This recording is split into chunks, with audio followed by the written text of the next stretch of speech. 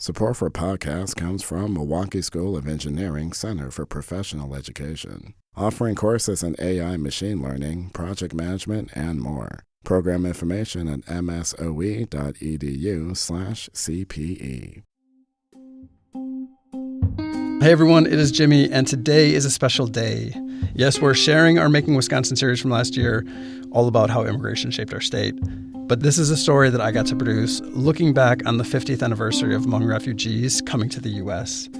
Hmong folks helped the U.S. during the Vietnam War and what's often called the Secret War. But once the U.S. pulled out of Laos, many of these same people were persecuted politically and had to flee their homes, many becoming refugees, settling all across the nation, including in Green Bay, Wisconsin, the state with the third largest Hmong population in the country. And that is where we talk with filmmaker N.K. Zhang. In her beautiful film, Why My Dad Loves, she documented her father's migration story and impeccable style. So, without further ado, here is N.K. I think a nice place to start would be, how would you introduce yourself? Yeah, my name is Gongsuo Xiong. You can also call me N.K. My name translates to beautiful otter or beautiful seaweed. A lot of controversy over that, but I am a Hmong filmmaker from Milwaukee, Wisconsin. Okay, I ask because I first learned about you through one of your films, Why My Dad Loves. Growing up, my dad was always recording us. So growing up, I never really learned about the Hmong history, especially in school. I remember vividly in high school when we were covering the Vietnam War, I was like, they're definitely gonna speak on Hmong people. They've got to. And I think there was only one mention, unfortunately. Everything else was about the U.S. And I guess I made this film because I really wanted to connect with my parents. Even now, I still have so many questions, like how much they sacrificed for me and my siblings and how they connect with Laos, even now as refugees. Those are big questions. Mm-hmm. Where are your parents today? They're in Green Bay. This is where they've been for over 30 years, 9 children, and so many homes. So many homes, yeah. You know, we could go ask them some of these questions. My dad's just saying that he wants you to know that they don't speak English very well, and so they'll need me to translate. Something I found interesting about visiting your parents is that they are also storytellers. Yeah. My dad and my mom loved taking photos of us, taking photos of themselves, especially my dad. Oh, rewind. Because we can't rewind in our lives, they wanted to take photos so that they can look back on these specific moments. Speaking of moments, it sounds like you might not be here if it wasn't for photos. You are correct. So how my parents met was that my dad was living in Georgia with a few people, including my mom's nephew. And then my mom's nephew came to visit family in Wisconsin. He stole a photo of my mom and brought it back to my dad. And my dad was head over heels, I would say. And so they talked over the phone for a while. This is how I've always seen Hmong people flirt, kind of like, do you like me? I like you. Do you like me? I like you. Do your parents like me? And my dad said that he sent photos to my mom. Did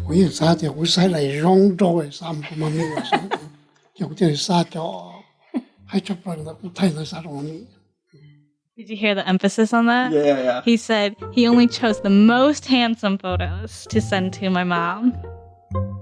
So 6 months pass, and? Yeah, so he hit up my mom and was like, I'm going to come see you, and I'm going to come marry you. And he ended up in Stevens Point, knocked on her door, and... Yeah.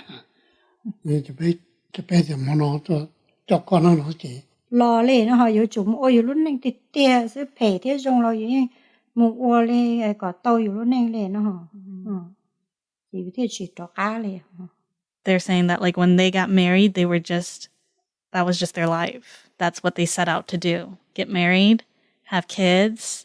There's no turning back. They didn't even think that they could get this far. Yeah, I get that. especially after seeing some of the other photos they shared with us. My dad was born in 1970 during the Vietnam War. And when he was 13 years old, he decided that he wanted to pursue a better life because he was growing up with the aftermath of the war, which caused a lot of Hmong people to flee Laos. And so he crossed the Mekong River by himself.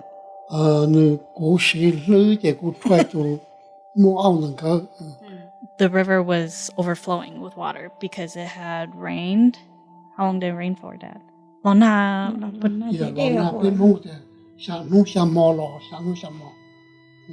days, 7 nights, rain. When my dad finally made it to Thailand, he spent a month in jail before finally making it to a refugee camp. And there were photos of him there. And a few years after, my mom and her family also crossed the Mekong River and were in a refugee camp as well. This is Mom. So this photo right here is when my mom was at Panatnikom. I learned that this is the camp that you were kind of like Americanized, so to speak. Like they would teach you the English language, what to expect in the U.S., how to run a house. And looking at this photo, everyone was so young. It was very fun for her, living in the camps.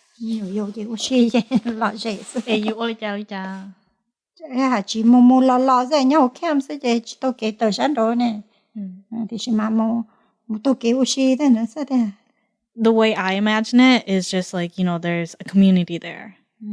A community of people who are like all here for a reason and like a bunch of other kids too, y'all. A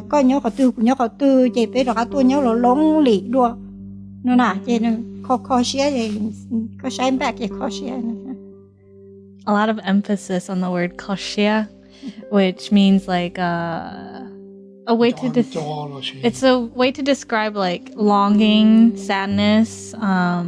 The way she described it is like you go from the first refugee camp, you like connect with the people there, you make friends, and then you only stay there for a short amount of time, and then you move to the next refugee camp. So you miss the people that you've connected with, you've become friends with. She ended up here in the U.S., and she's like, you don't even know what happened to some of these friends.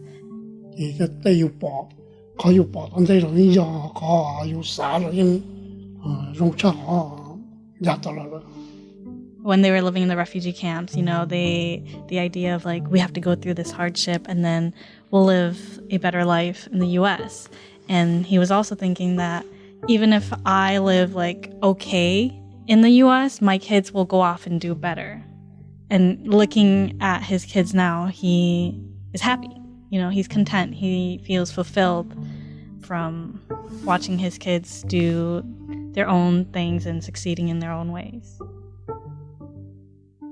Oh my God, to have supportive parents. An incredible perspective. Something I did want to know is how they felt about you. Because you haven't just succeeded, but you've also done it, sharing their story and sharing Hmong history, the story of Hmong refugees. She's happy, but she's also very shy and embarrassed. I think it's because she was saying that it's kind of like you're putting your life out there, and that's scary. And my dad was saying that he's very happy as well, but he also feels like this is just a small fraction of the Hmong story, the Hmong experience. There was a lot more tragedy, a lot more trauma that we couldn't capture, that they couldn't document. And so this is just a small piece of a much bigger picture.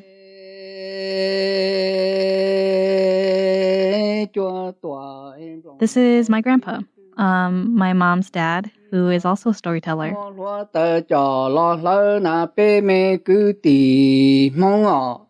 That's it. So my grandpa's song is about, coming here to the U.S. It's great, it's amazing, but you still long and miss your home country. Can you tell us a little bit more about your grandpa? Yeah, well, he's a very talented man. I didn't even know some of the tricks that he pulled out of his pocket when we were recording. So many tricks. So he sang for us. He played traditional Hmong instruments. And he grew up in Laos before the war.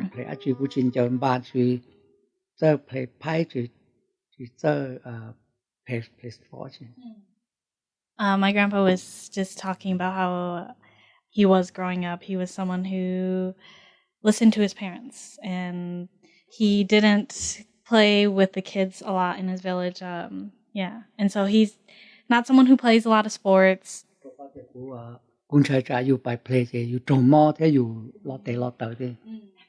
was just afraid that he would get hurt if he played.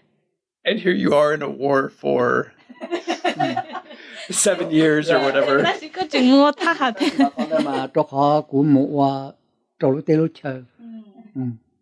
For the country, it's different. Some needed background information, which I learned talking with your grandpa, is that the U.S. went into Hmong villages in Laos, recruited around 30,000 boys and men to fight, including your grandpa. And as I learned, his brother, which I'm still thinking of that photo of him. Yeah, that's my grandpa right there. Go ahead, brother and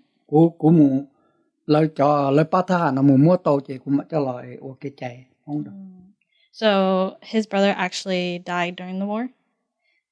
He died in the jungle, and they in the field, and they brought his body back, and my grandpa helped do the funeral service for his brother. I think something that might get lost is just how brutal this war really was, including when the war was kind of like quote unquote over and the U.S. withdrew troops. Yes,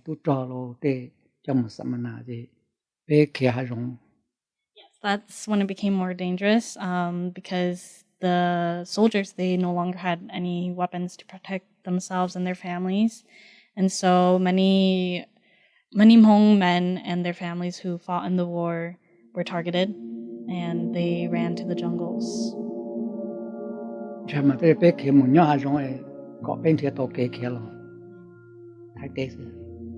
He was scared, but then I think they were just thinking about ways to get to Thailand.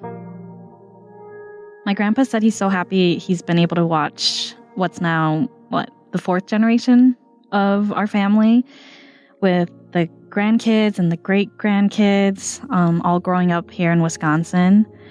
But I wanted to know, reflecting back, how he feels about the war, because it was scary and it was dangerous. That's when he spoke about his brother.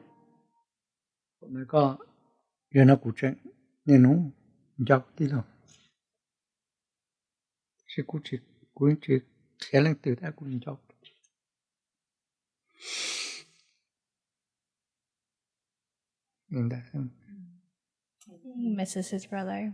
He doesn't tell anyone, but he misses his brother.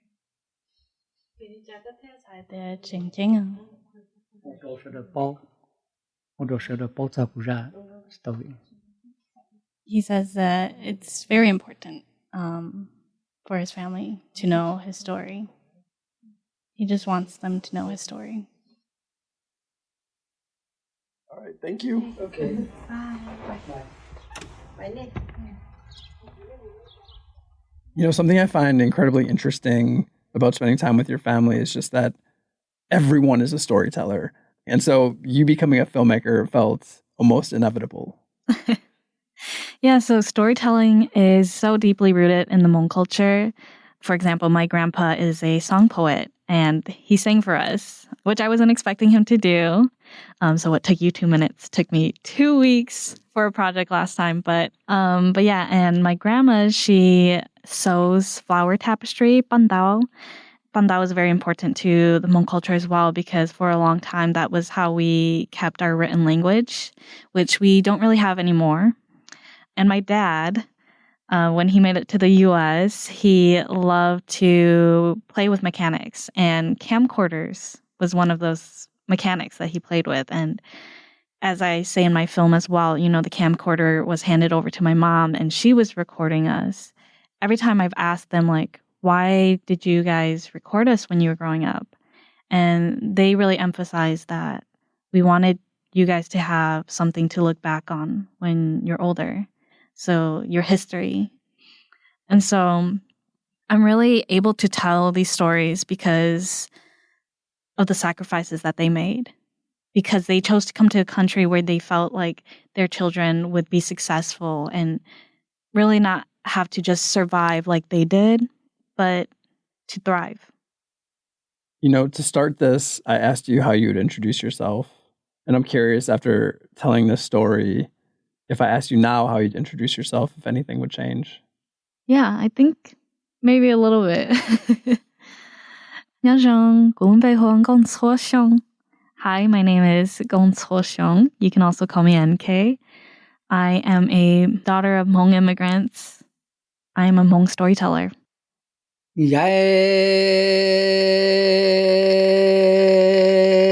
Cho tòa em lòng tàu sĩ tương tòa cho trả chém lòng tàu sinh ta tề sĩ nia e tòa cha ta tề trồng thu nó lo hà chân cho bê cha mê tê. That piece was produced by me, and it first aired last May. Music in this episode is from Blue Dot Sessions.